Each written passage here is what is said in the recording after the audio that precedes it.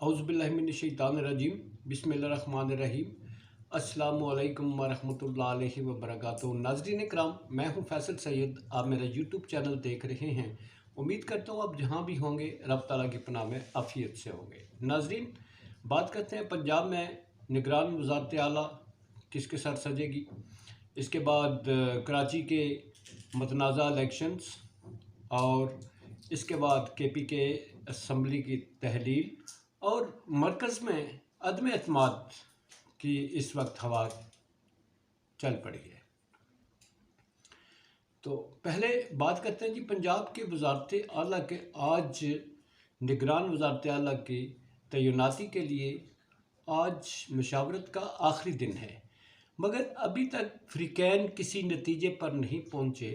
मुस्लिम league यानी PDM की तरफ से तीन नाम जो है वो गवर्नर को भेजे गए हैं। इसके बाद अब PTI जो है वो भी नाम अपने फाइनलाइज कर चुकी है, मगर उसका तयन अभी जो है इत्तेफ़ाक़ राय जो है वो पैदा नहीं हो सका।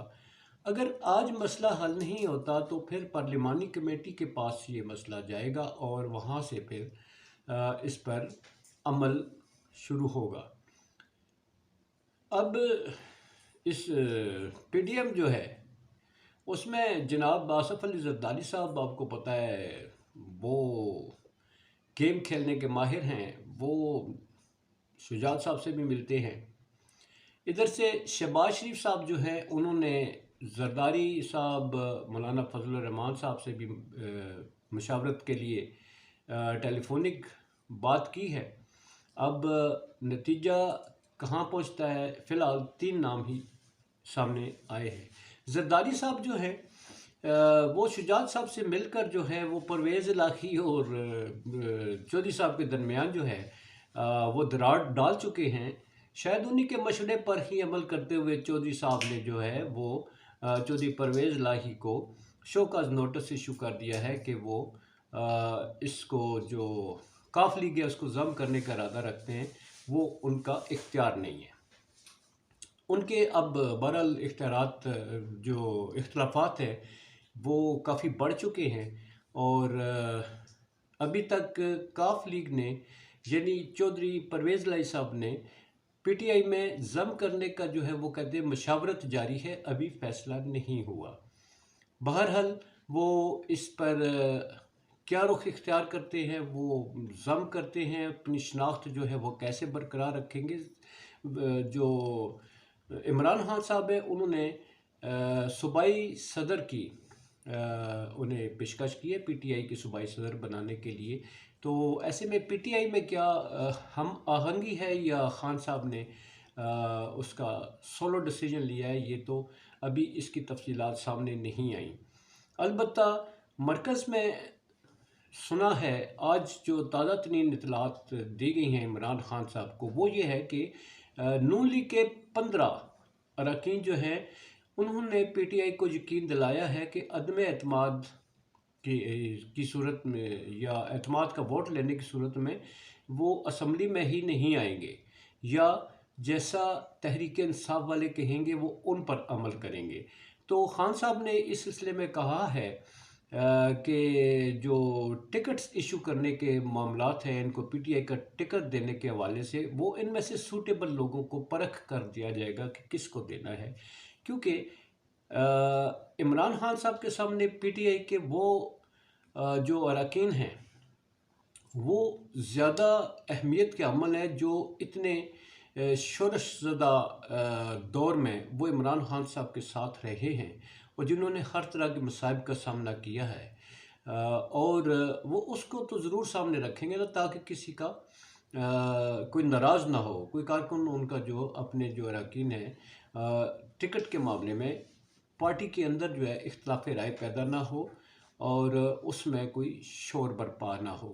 कराची की मेयरशिप जो है वो इस वक्त पीपल्स पार्टी जैसा कि क्लीन स्वीप करवा चुके हैं ज़रदारी साहब, उसमें अब धांधलियों की बहुत सारी इतलात आ रही हैं। जमात इस्लामी जो है वो काफ़ी इसमें वो कहती है कि हमें सीटें کم ملی ہیں جو وہ ایکسپیکٹ کر رہے تھے، اس کے مطابق رزلٹ نہیں آئے، بلکہ بعض علاقوں میں بہت بڑی دھاندلیاں دی گئی ہیں اور وہ اب ملک میں احتجاج کرنے کا بھی ارادہ رکھتے ہیں۔ میئر کے حوالے سے پیپلز پارٹی والے شاید جماعت اسلامی کو ہی فوقیت دیں گے، کیونکہ پی ٹی آئی کے ساتھ اگر پیپلز پارٹی اتحاد کرتی ہے تو میرا خیال ہے پی ٹی آئی کے جو چاہنے والے ہیں وہ ان کے لیے ایک بہت بڑا سوالیہ نشان ہوگا کہ جس جماعت کو پی ٹی آئی کے لیڈر چور کہتے ہیں ان کے ساتھ میئر کے لیے اتحاد کیسا۔ تو اس لیے شاید پی ٹی آئی جو ہے وہ اس معاملے پر تو راضی نہیں ہوگی، مگر جماعت اسلامی اور پیپلز پارٹی مل کر ہی میئر بنائیں گے۔ ایم کیو ایم والے جو ہیں وہ کہتے ہیں جی اب ہم نے ٹھیکے اٹھانے سے، حکومت گرانے اور حکومت لانے کے ٹھیکے سے ہم نے اب ہاتھ کھینچ لیا ہے، تو اب وہ کہتے ہیں جو بھی میئر بنے گا ہماری خیرات سے بنے گا۔ گویا ایم کیو ایم جو ہے وہ سمجھتی ہے کہ کراچی سندھ جو ہے وہ اس کے وارث وہ ہیں، مالک ہیں وہ، یہ ملکیت انہیں کس نے دی، یہ حق انہیں کس نے دیا، وہ خود سے ہی آ کے بن کے بیٹھ چکے ہیں ایم کیو ایم والے جو ہے کہ ہم کراچی کے وارث ہیں، ہم میئرشپ خیرات میں دیں گے۔ یہ اتنے بڑے دعوے، عوام تو وہاں کی بھیڑ بکریاں ہیں نا، یہ خود ساختہ وارث بن چکے ہیں جن کے فیصلے یہ کرتے ہیں کہ ہم نے میئر کس کو دینا ہے، تو گویا وزیر اعلیٰ اور گورنر بھی یہ خیرات میں ہی دیتے ہوں گے، اس لیے کہ یہ وہاں کے وارث ہیں اور یہ کسی اور کا حق نہیں سمجھتے، یہ پیپلز پارٹی کا حق نہیں سمجھتے، یہ مسلم لیگ کا حق نہیں سمجھتے، یہ پھر پی ٹی آئی کا حق نہیں سمجھتے، یہ صرف حق سمجھتے ہیں کہ ایم کیو ایم والے ہی قیادت کر سکتے ہیں کراچی میں، اور تو کسی کا حق ہی نہیں بنتا۔ گویا وہ یہ ساتھ لائے تھے حقوق اپنے یہاں پر حکومت کرنے کے۔ نون لیگ کو بہت بڑا دھچکا جی، وہ تو بالکل ہی کلین بولڈ ہو گئے کراچی میں، اتنی بڑی جماعت ہے اور اس میں کچھ بھی ان کا نہیں بچا، تو نواز شریف صاحب یا مریم صاحبہ آپ آتے ہیں نہیں آتے ہیں، نون لیگ کا بہرحال وہ کافی نقصان کر چکے ہیں۔ معاشی حالات کی طرف آئے تو وزیر خزانہ صاحب کے بیان نے آئی ایم ایف کا ریفرنس دیتے ہوئے جو اشارہ دیا ہے کہ مہنگائی بڑھے گی اور ہمیں شرائط ماننی پڑیں گی، پیٹرول جو ہے اس میں اس کی قیمتوں میں بھی اضافہ ہوگا، تو اس کا اثر جو ہے وہ سٹاک مارکیٹ پر کافی گہرا پڑا ہے اور وہ مندی کا رجحان وہاں پر دیکھنے میں آیا ہے۔